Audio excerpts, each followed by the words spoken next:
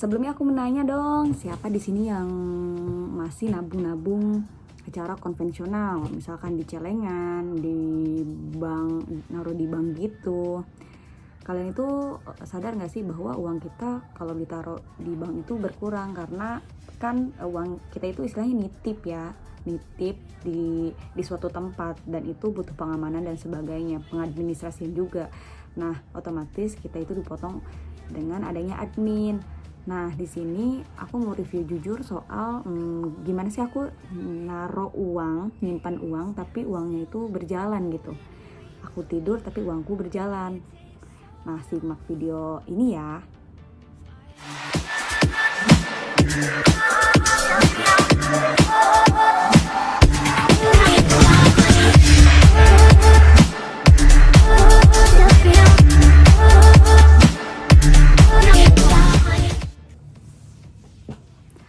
Assalamualaikum warahmatullahi wabarakatuh. Perkenalkan, nama aku Siti Nur Habibah. Di sini aku mau cerita soal investasi pertamaku di saham.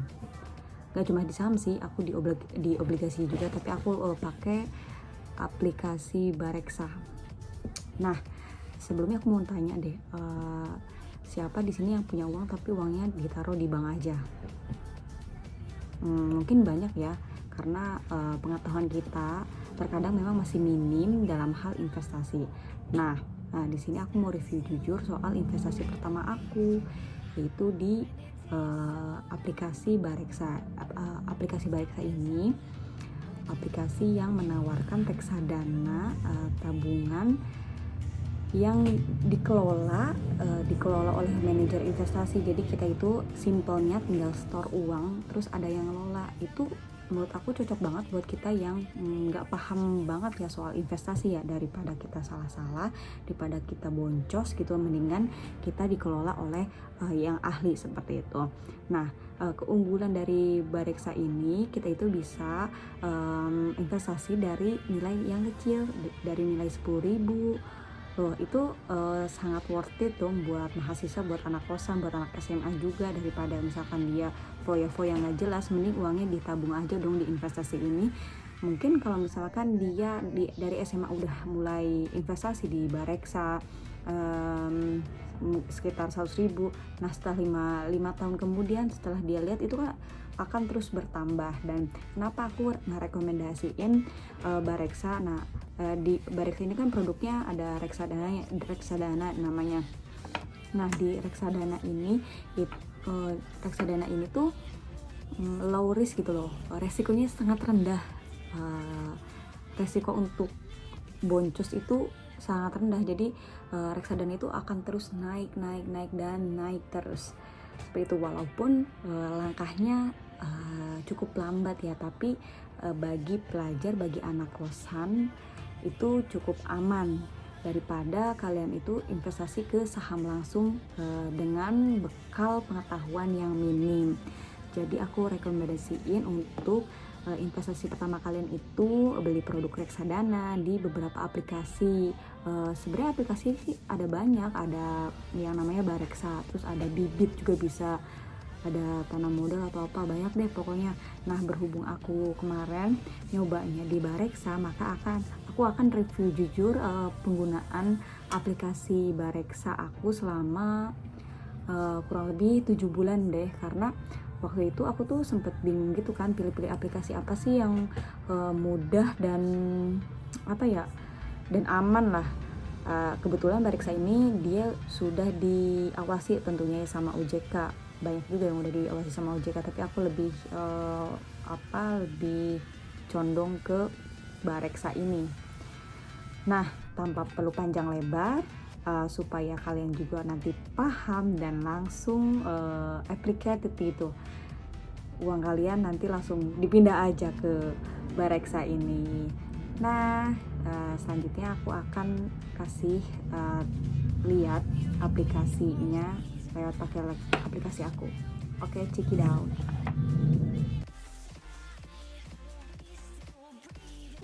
Nah, ini aku buka aplikasi Bareksa, aku klik dulu.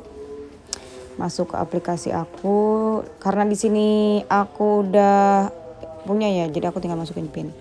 Nah, ini terlihat ada saldo investasi aku.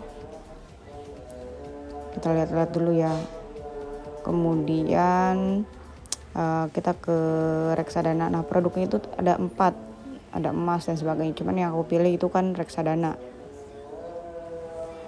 Nah, kita klik reksadana. Nah, terlihat itu produk-produknya. Yang pertama ada produk pasar uang, ada pendapatan tetap, ada pendapatan tetap. Nah, kemudian di sebelahnya ada campuran, reksadana campuran maksudnya. Terus ada reksadana saham, dan yang terakhir adalah reksadana indeks. Itu produk-produknya tuh manajer investasinya. Ada top 1, top 2, top 3. Nah, selanjutnya, reksadana pasar uang ini tentunya itu low risk low return, di mana resiko kamu tuh rendah di sini tapi keuntungan kamu juga rendah. Bertahap juga ke reksadana pendapatan tetap, itu udah mulai naik kelas lah dari reksadana pasar uang. Seperti itu. Tapi keuntungannya juga lumayan. Tapi resikonya juga lumayan. Taulah istilah low risk low return itu nyata ya kalau di dunia saham, dunia investasi maksud aku. Kemudian aku mau liatin kalian di apa tuh portofolio aku. Istilahnya rapot aku, rapot investasi aku. Nah, terlihat ada portofolio reksadana. Itu total yang aku punya, dan itu cuannya aku, keuntungan, profitnya aku. Nah, kemudian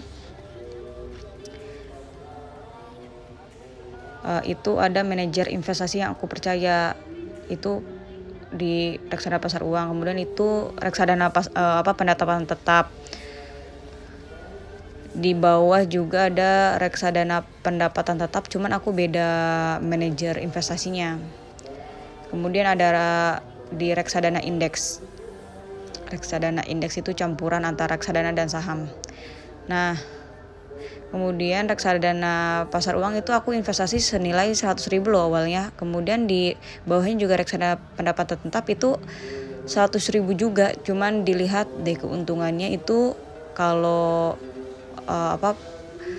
RDPU itu aku dapat cuan cuma 3.000, kalau itu udah hampir 6.000 ya.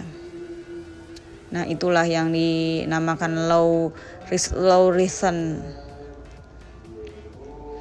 Kemudian di bawah reksadana pendapatan tetap, terus ada reksadana indeks tuh yang aku beli juga. Reksadana pendapatan tetap itu ya yang aku bilang tadi, rendah resiko terus rendah profit juga. Kalau reksadana pendapatan tetap itu tentunya tinggi cuannya, tinggi juga resikonya.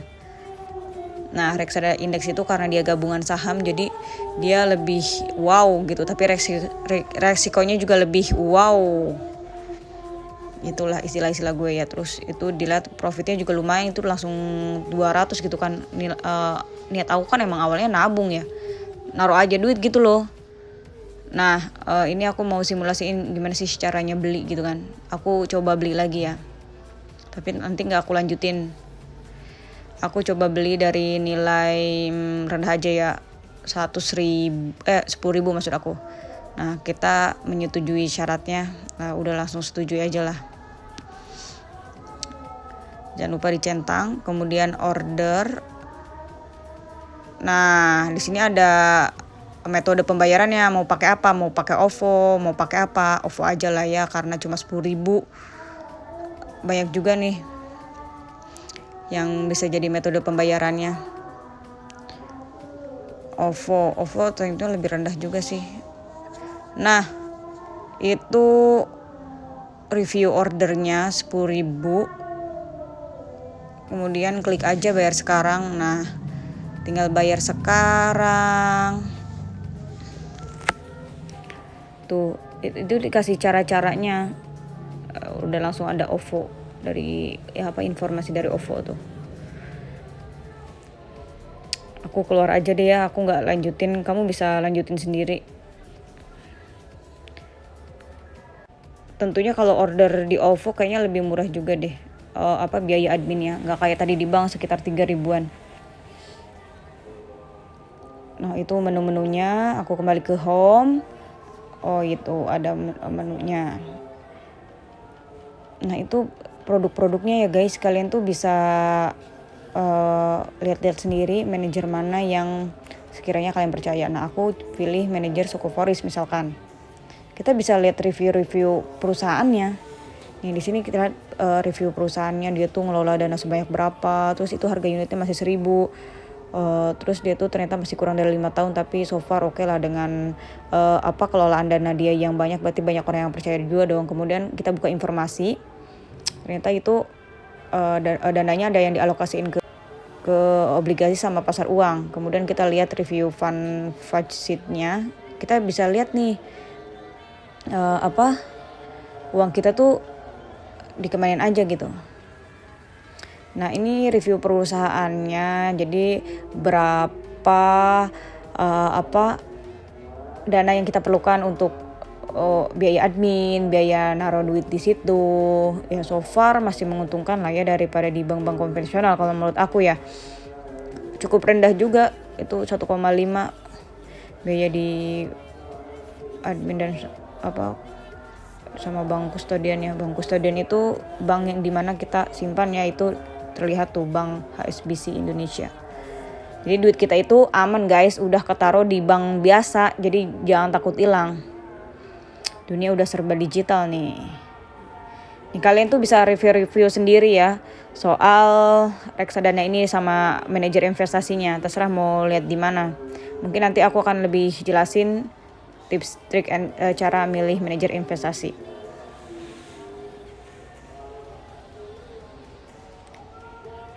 Ya mungkin itu ya dari aku ya. Aku masih mau liatin portofolio. Nah ini hasil cuan aku lumayan. Yang iseng-iseng cuma mau naro doang sebenarnya, mau nabung. Dan akhirnya dikasih